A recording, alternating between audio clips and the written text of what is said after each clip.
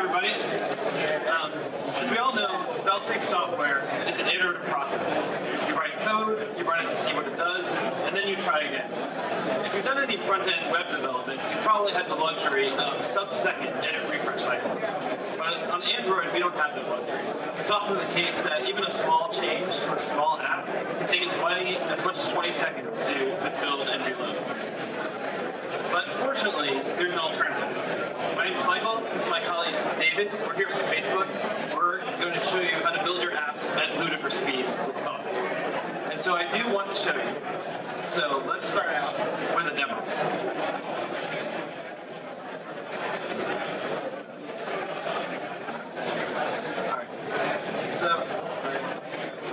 So what you see here, this is the Facebook Messenger app. So Facebook, to put it in perspective, this is over 250,000 lines of Java code. So this is a pretty substantial app. And so let's see. With Buck, I'll show you. First, we'll build and install and run Messenger. So we're reinstalling actually. So it's building. There we go. We rebuilt. We've restarted the app. I'll make a change to the code. I'll comment in this toast. Let's save. I'll go back up here. So now we've been edit. We want to reinstall. We're doing an incremental build. There we go. A little under 4 seconds. I imagine that if any of you have 250,000 line apps, your incremental build times are nothing like that experience, unless you're using Bug. So let me tell you basically how we do it and how building works on Android.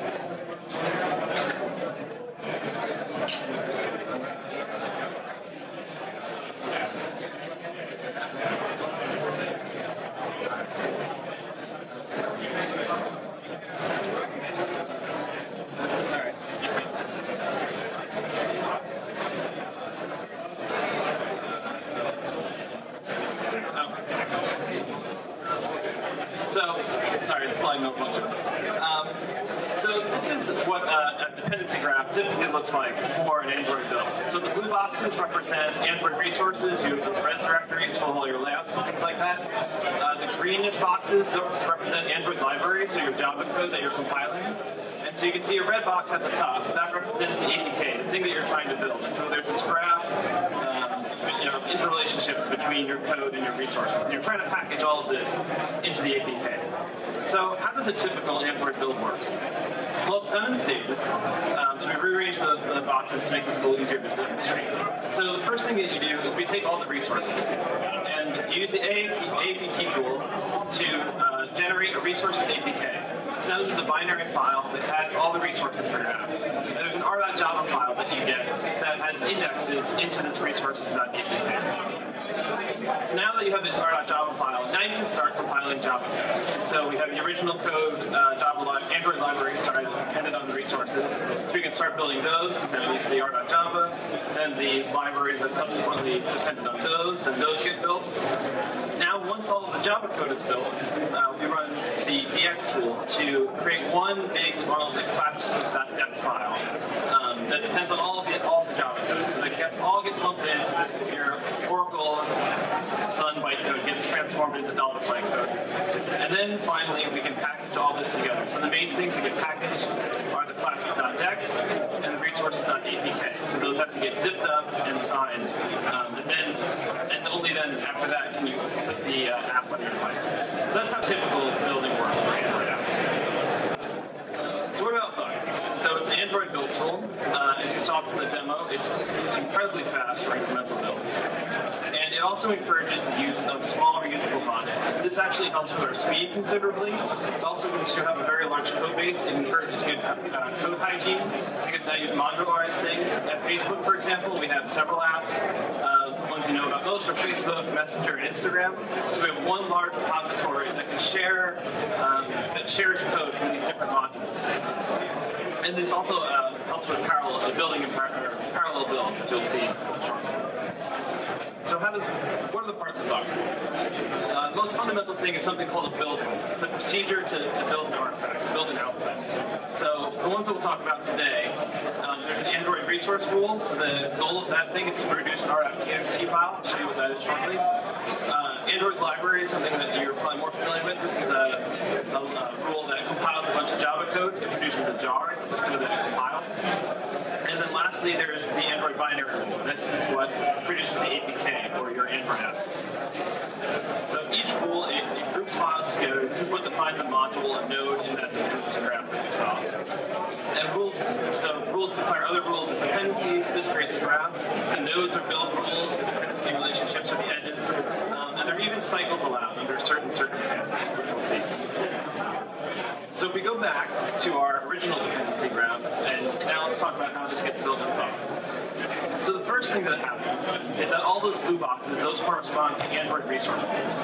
And so this is what a definition of an Android resource rule looks like. It has a name, it tells the package for the r.java file that you ultimately want, where the resource directory is, and if it depends on any other resource directories. So these 2 lines here in the depth section, those are references to, say, other Android resource rules. So the way those things get built, quote unquote, is that we generate an r.txt file for each of the Android resource rules. And this can be done completely independently, these can all be done in parallel. And so what's an r.txt file? So an r.txt file is kind of like an r.java file, but it's in this nicely parsable format. So it's basically the identifiers that you would normally end up with in your r.java file, but in a way that can be parsed easily. We'll see why that's important in just a second. So now that the Android resource rules are built, now we're going up the graph. So the next thing, naturally, are the Android library rules. This is what an Android library rule definition looks like. Again, it has a name. We identify the sources that should be compiled into the rule. And it also has dependencies. In this case, we have 2. The first one could be another Android library rule. So if it depends on the Android library rule, and the Android library rule outputs a jar, that means that this rule would have that jar on its class path when it builds itself. Or it could also depend on resources. And so the second dependency there is an Android resource rule, and we'll see how that comes into play in the actual build graph. So here's the build graph again. Now it's evolved a little bit. And what's happened is for every Android library rule that had a dependency on an Android resource or a set of Android resources, it takes all of its r.txt files, that easily parsable format that you saw, and it merges them together and it creates an r.java file. And so that represents that has all the identifiers that were listed in those r.txt files. It gets merged together. They're all static constants. They're not final, but they're static. And now this is what those Android library rules needed in order to go to the next stage and compile. So now we have our Android library rules that depend on the r.java rules. They can get compiled, and the Android library rules that depend on the first stage, and those can be built subsequently. So as I said, the output of an Android library rule, its goal in life is to output a jar. So each Android library rule is compiled, produces a jar, and uses the class path on the class path of later rules, but it's also the primary output of the Android library. And then the next thing that happens is that each jar gets dexed. So it gets converted to Dalvik right after the jar is done being built. One important thing to note is that the dexing for rules at, say, like the middle level can start before the compilation for the next level. It only depends on the jar. It doesn't need to know. The things downstream don't need the dex output of these middle layers yet. Okay, so now we have the dexes for each of the Android libraries. So now we finally want to take everything and package it into an APK. And so here's the definition of an Android binary rule. Again, it has a name, it has the path to the manifest for your app, and then again it lists a bunch of dependencies. In practice, the dependencies will mostly be Android library rules, because this is the code that you want packaged into your app, and the resources will get packaged in transit later. So let's show how this part is built. And this part is one of the biggest differences between a buck and a typical Android build. Is that if you remember our graph, I took out all the arrows just to eliminate a bit of clutter for demonstration. So when we start building an Android binary rule, the first thing is, just like what happened in the typical build, is that we want to build a resources APK and an r.java file that represents all the resources that are going to ultimately be packaged in the APK. But this can be done in parallel to all of the Java building. This can be done right at the start of the build, because the Android library rules don't have to wait for this resource APK to be built before compilation can start. They only needed those r.txt files and merged smaller r.java files. So then we have the dexes for each Android Android library rule. And then we also dex the r.java because that becomes an r.class file, so we need to convert that to DOM bytecode as well. And then we merge all of the dex files into one larger classes.dex file. So the merge can't start until all the dexes are done, but at least more of the dexing can be done in parallel while we're building. So again, now that we have the classes.dex and the resources.apk, now we can actually finalize building our Android binary and build and package the classes.dex and the resources.apk. And now we have our app. So to put things in perspective, or look at it a different way, is that what we're doing in Buck can parallelize much more efficiently. So for example, if you had 5 threads, in a typical and a naive way of building Android, we only be using 3 of the 5 threads. It's actually mostly linear, it's barely parallelized at all. Whereas in the Buck build, we have things are much more compact. We're using a lot more of the machine, and we can build considerably faster by exploiting this parallelism. So the other thing is that Buck is really good at not doing work that it's already done. And so we use caching very heavily to avoid rebuilding. And so the really important thing is that Buck is sound, that if something changes, then we will rebuild. So here are the things that go into a cache key. So you can think of every build rule in that graph having its own cache key, and it's going to map to the output of that build rule. So there's the idea of the build rule itself, its name, the type of the build rule, the arguments, so those arguments that you saw in that Python-looking code, those get factored in. Obviously, if you change an argument, you need to change how the rule is built. All the input files to the rule, so we need to hash their contents. Obviously, if you change the content of the file, you want it to get rebuilt. The version of Buck, so actually when we upgrade Buck, that invalidates the cache, so we don't want to make any assumptions about how Buck used to work and how the new version of Buck works. And then finally, we take factor in the cache key of all the dependent rules, all the rules that the build rule depends on. So your cache key is a function of all your dependents as well. So if your dependents change, that can also invalidate your cache key. And so basically, we take this key, it comes to SHA-1 itself, and it maps to a file that's just a zip of all output files generated by the build. So instead of building the build rule, we can also fetch it and unzip the zip of the output files. So specifically, when we build a build rule, the first thing it does is it calculates the cache key. And then it looks it up in a local directory cache. So if you built it before locally, you should have the outputs, and we can avoid that building altogether. So especially for those expensive steps like dexing, this can save a considerable amount of time. We also have, at Facebook, we use a continuous integration system, which I'm sure many of you do. But the great thing is that our CI system, when we build, this populates the build cache, right? So that means that, if the build rule doesn't find anything in cache, then it will build locally. So in terms of saving time, that means that when you switch back and forth between Git branches, all the stuff that you've built on the one branch is now going to be in the cache. You switch to another, you switch back. Your build will be instantaneous. Everything gets pulled out of the cache. No local building happens because it's already there. And so I've showed how fast incremental builds are for Buck, but what about clean builds? Well, we can actually kind of cheat and don't have to worry so much about how clean builds take. Because, as I mentioned, the CI system is also building Buck, and it's populating the build cache. So at Facebook, we have a Git branch that tracks the last commit that passed all the tests. And so people usually start a new feature by syncing from that branch. And so if you sync from that branch, that means that you know that all the tests passed, but you also know that the CI system built that entire tree before and populated the cache. So when you do a Buck build locally, it goes and it fetches all the artifacts from the remote cache. And so nothing is built locally in that case. So you're basically only limited by how quickly your link is and how fast you can download the artifacts. So this is just the first stage of tricks that we've employed in Buck to build really fast. And David's going to talk about some more. So these are some of the more advanced optimizations that Buck does on top of those.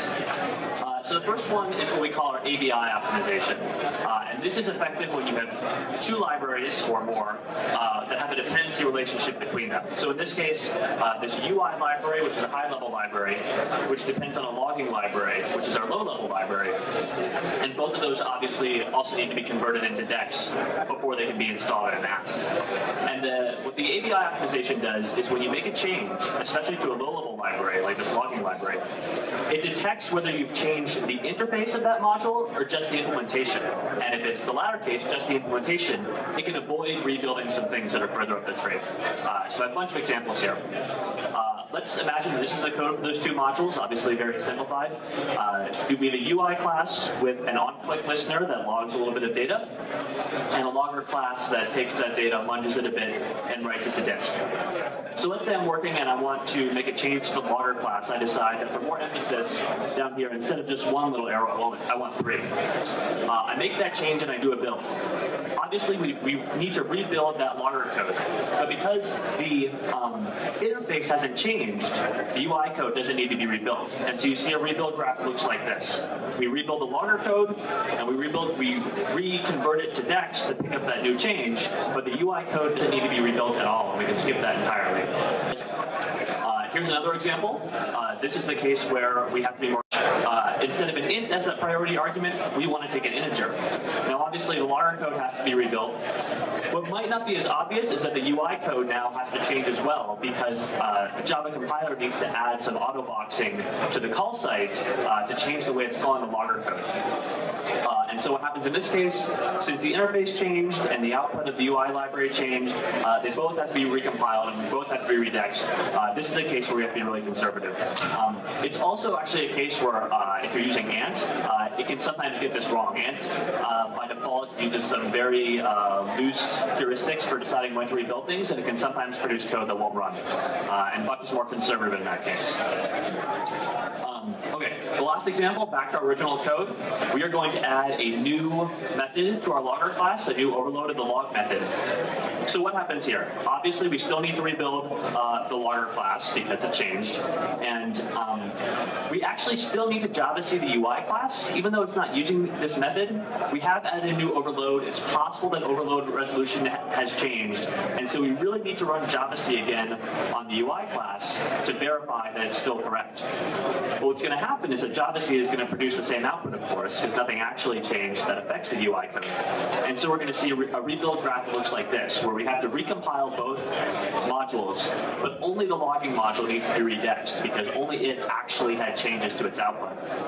And the other cool thing about this, this graph is that because the recompilation of the UI module and the redexing of the logging module, so that the top green and the bottom gray boxes, they don't have a dependency relationship on each other. Those can actually both happen in parallel and use your multiple CPU cores more efficiently. I'm curious, how many people are actually using Gradle in parallel mode right now? Just a couple hands. So Buck is parallel by default. It means that we have to be a little more explicit about your dependencies. Usually that's not too big of a deal, and what you get in exchange for it is really efficient parallel builds. In many cases, we can even get more parallelism than Gradle in parallel mode. So that's actually one of the key optimizations that we have as well. Okay, so that's the ABI optimization. We also have improvements to DX. So are you guys familiar with the step in Gradle called, it's usually called DEX debug. In Ant, I think it says producing classes.dex. Do you guys ever see that during your builds? Hands up if yes. Do you like waiting for it? Keep your hand up. No? Awesome. Neither do we. So we've made a lot of improvements to the DX tool to help eliminate some of that time. Buck actually in source tree contains a fork of DX, the official Android build tool, with some minor changes to make improvements. So if you're using Gradle and you're using library projects, you're probably doing a DEX merge step at the end of the build. If you run Gradle with --debug, you'll see some of the merge output. The stock Android DX merge process actually runs in OMN squared time. So as the number of libraries you have goes up, it can tend to be really slow. Our modification, it's actually not that complicated of a change, but it brings it down to ON log n. It's a pretty significant difference. So when we were first prototyping this, we were using Instagram as our test case, and the DEX merge time for it went from 11 seconds down to 2.5 seconds just with this one change. The next big optimization that we did to DX was to verify that it's safe to run in process. It does have support for running within another Java process, but it's a little bit sketchy. We also improved its support to make it safe to run multiple copies of DX concurrently in process. So as we're doing all these parallel builds and dexing multiple libraries at the same time, being able to run all those in the same process is a huge benefit. And we get really big benefits from the hotspot JIT. So DX is a tool that's written in Java, and if you're using Gradle or Ant, every time you run it, it spawns a new JVM to run that DX process, which has about a 250 millisecond overhead, and it also takes a lot of time for the Java JIT to warm up to learn how to run that DEX code quickly, and then as soon as it's done, you just throw it all away. And since we keep it around, we get to reuse that JIT result, and Hotspot will actually run the same code faster during your build as the more you use it.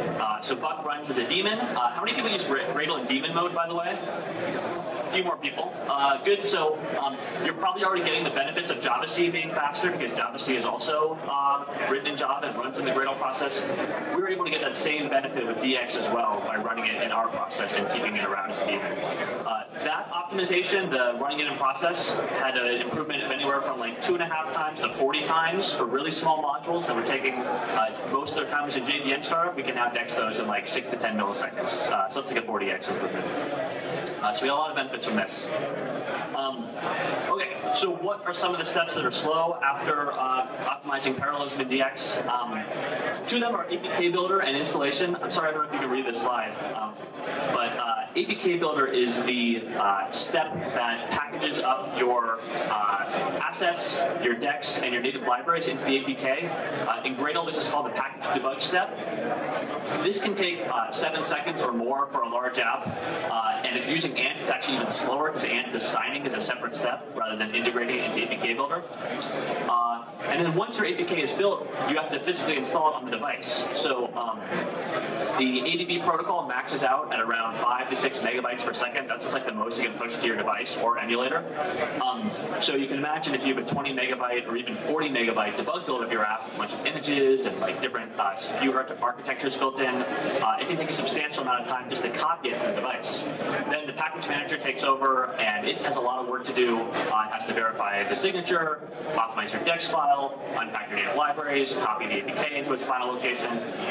So overall, the install step, we've seen take anywhere from 2 seconds to 45 seconds, depending on how big your app is and whether you're using what kind of device you're using or if you're using an emulator. The emulators tend to be faster. And so these were both really big time sinks that we wanted to avoid. And to explain how we did it, I have to make a quick digression and talk about split DEX support. So how many people are familiar with the 64K method limit in DEX?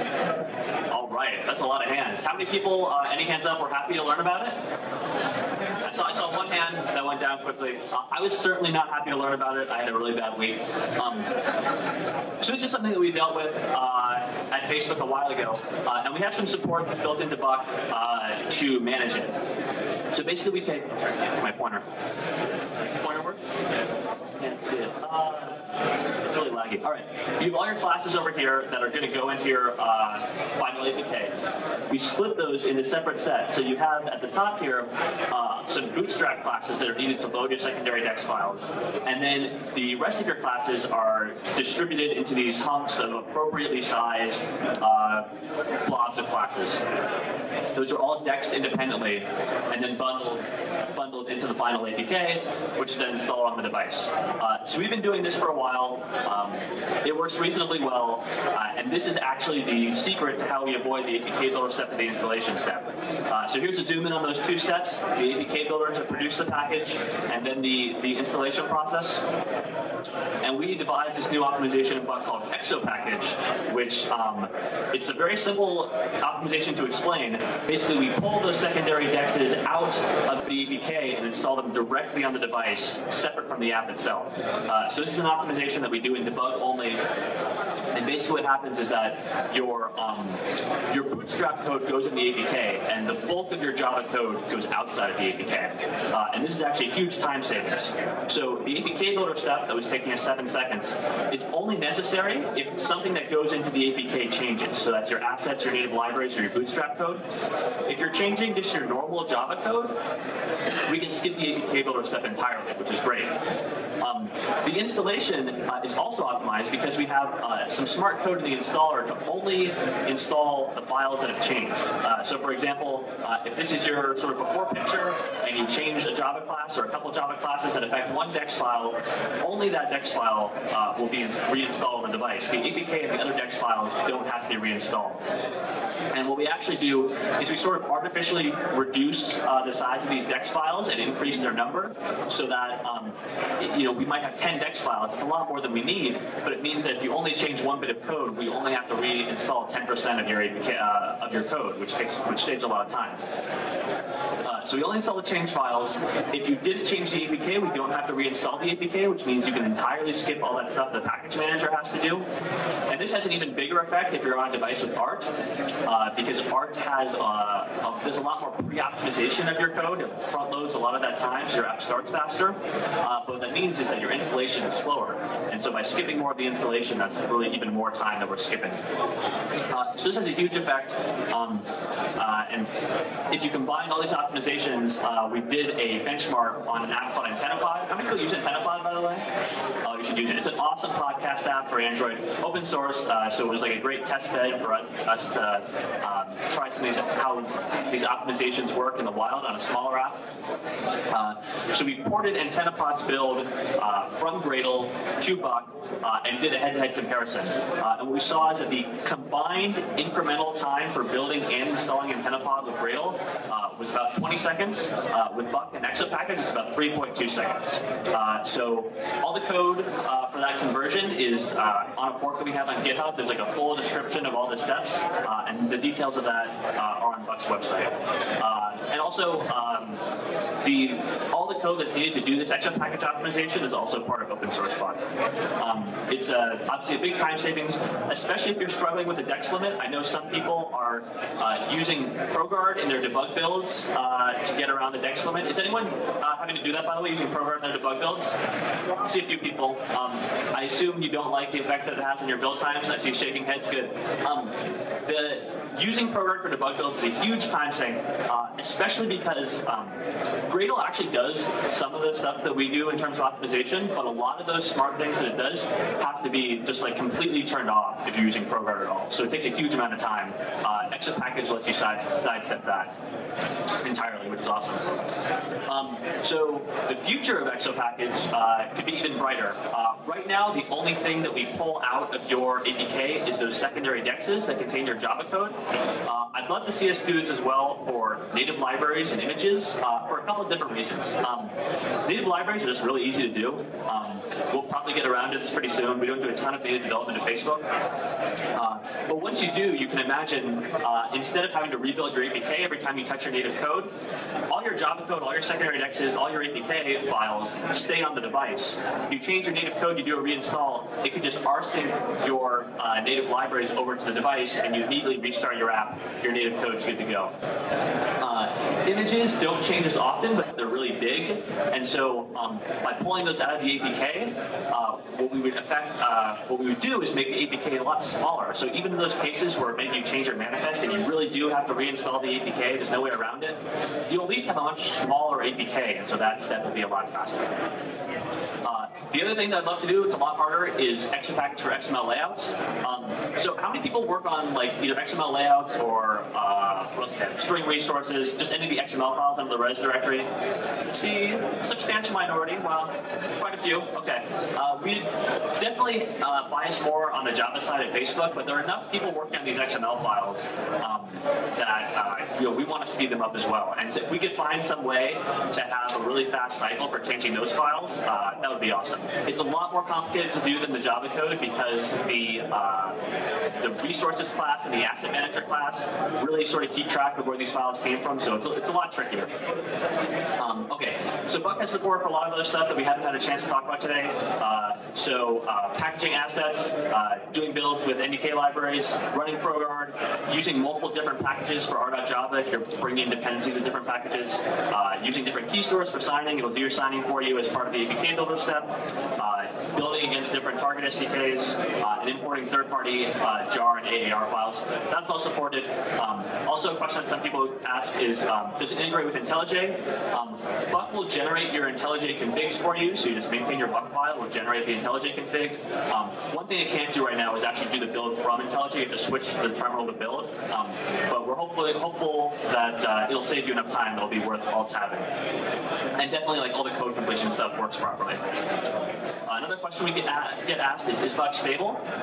Here's a graph that I will argue says the answer is yes. This is about a month's worth of how many builds we do at Facebook. The dotted lines are our continuous integration builds. The solid line are developer builds. I know there's no y-axis there, but you can see there's enough granularity that we do a lot of builds with Buck. The CI is mostly on Linux. The developer builds are mostly on Mac. With some Linux, we have, I think Omar said in his talk, over 300 people committing to FB Android on a monthly basis. They're all pretty happy with Buck. We also, in the internal, we have an internal extension to Buck that logs a lot of data about builds through one of our internal data analysis tools called Scuba that we've published about before. I'm sorry the text is a little small, but this is a breakdown of where waiting time is spent based on the rule types. So that big blue thing on the right is the Android libraries. That's most of the time we spend doing JavaC. That big red slice is actually just generating the R.Javas for the Android libraries that Michael talked about. That's actually much, much bigger than it should be. It should not take that much time to generate these files. And so we actually have a diff coming out really soon. It's almost ready to land. That should make that shrink by about a factor of 5, maybe a factor of 10. It's going to be a huge time savings for us. And also the Android resource slice, this purple slice, is also going to go down by a similar amount. So we're really excited for that optimization. Another thing to note is that the dexing, I'm just going to come point.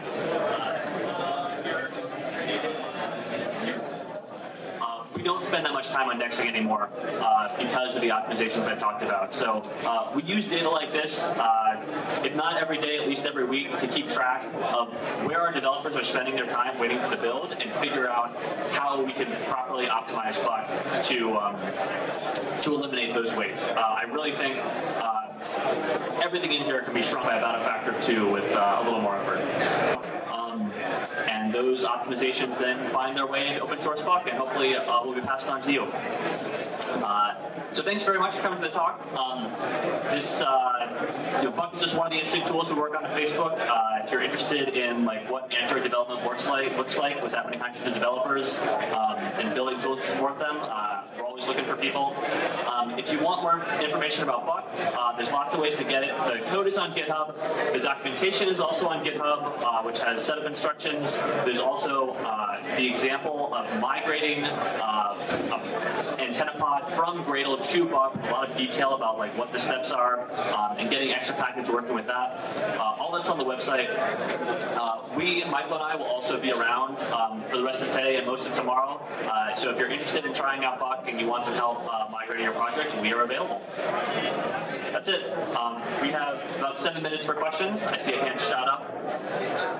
Changes you made to the EX, are those things that can be fed back into the mainstream? The question is, can the changes that we made to DX be fed back into the mainstream one? Yes, they're in the Buck repository. We have a directory that is basically the same as the Android DX directory. And there's one of the changes is actually a little bit hard because we added a dependency on Guava, which is a Google library, but it is a new dependency. But other than that, I don't see any reason why they couldn't be brought back in. I think that'd be awesome. Are there No.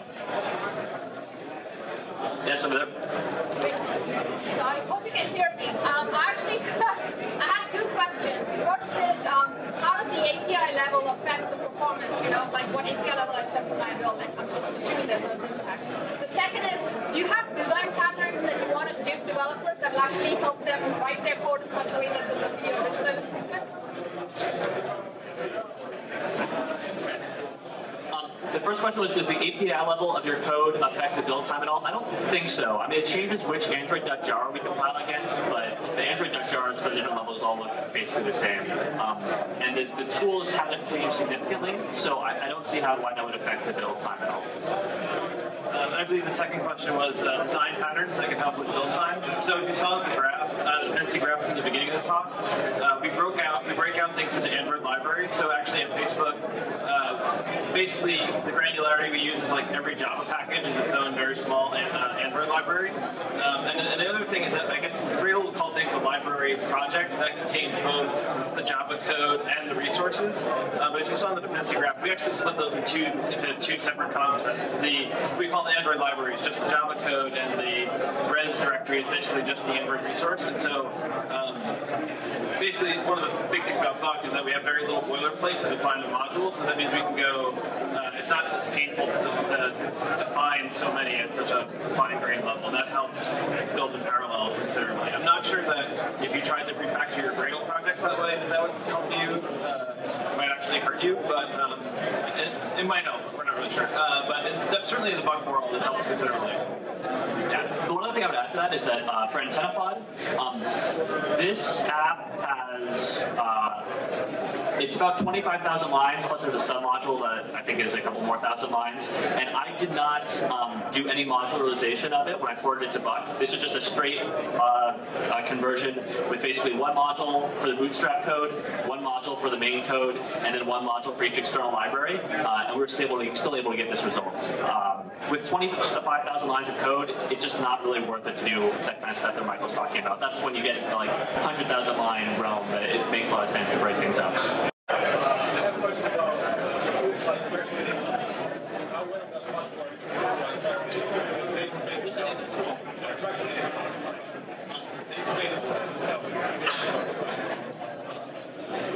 The question is, how does Buck work with tools like Crashlytics? I think Crashlytics has a custom plugin for Ant and Gradle that will do whatever transformation on your build is necessary for it to work. So that unfortunately does not work with Buck. One other thing we didn't talk about is that Buck is actually really good at integrating code generation and post-processing steps into your build process. So if all it needs to do is upload the ProGuard file to their servers or something like that, that would be a very easy thing to integrate, and we do that. But yeah, that does require a little manual work. But if enough people switch to Buck, maybe they'll write a Buck plugin themselves.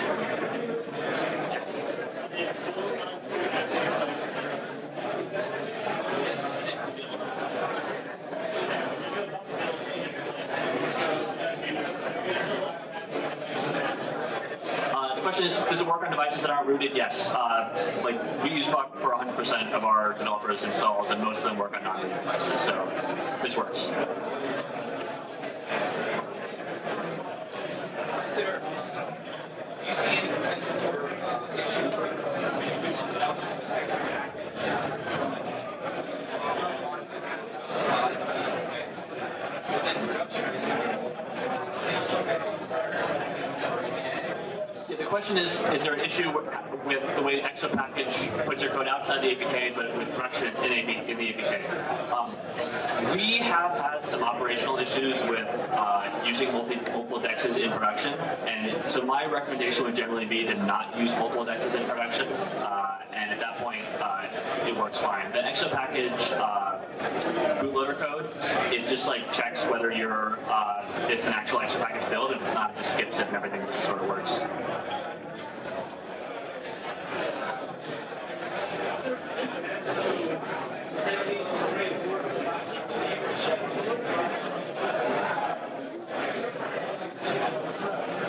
The question is it possible to take this work and put it back into the official build system? Well, if Buck becomes the official build system, then obviously it would be there.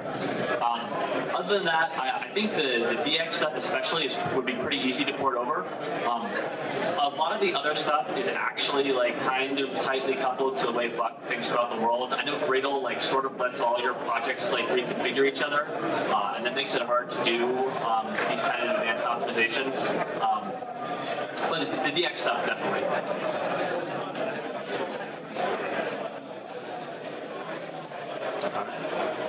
We're around. Thank you for coming.